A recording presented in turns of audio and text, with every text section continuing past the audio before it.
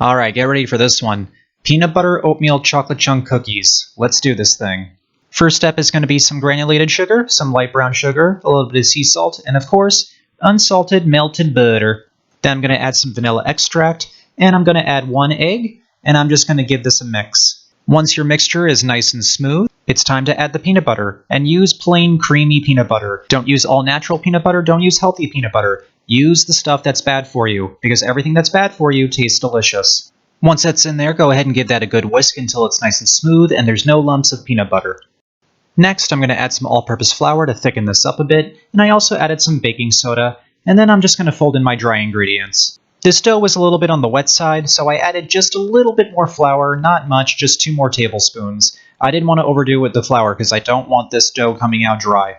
And once this batter is thick enough, it's time to add the oats. Once that's all folded in there, it's time for our final ingredient, and that is the chocolate. You can use any type of chocolate you want for this. I'm using sea salt almond.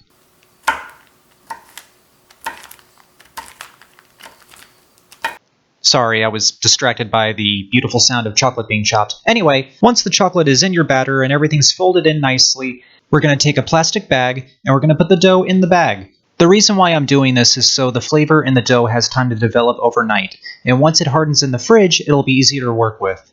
And as you can see, it's kind of like working with Play-Doh. But don't worry, this is very easy to work with. You don't want the dough to be completely flat, you want it to be a little thick. Make sure all the air is out of the bag and it's sealed up tight. Go ahead and fold that over, and this is going to go in the fridge overnight.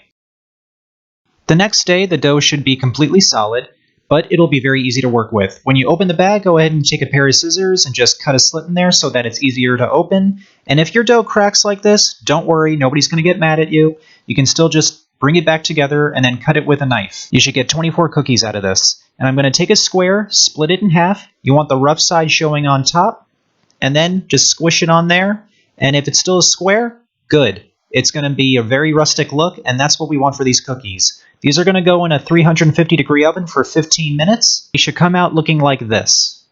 I know you want warm cookies right out of the oven, but you really want these to cool off for a little while before you eat them, otherwise they're going to fall apart on you. In fact, these cookies are so much better the next day, mainly because they have time to firm up and they'll still be chewy. And you don't have to worry about them falling apart on you. These cookies are probably my new favorites. Honestly, these are delicious. I definitely plan on making them again in the future, and if you love peanut butter, definitely go for these.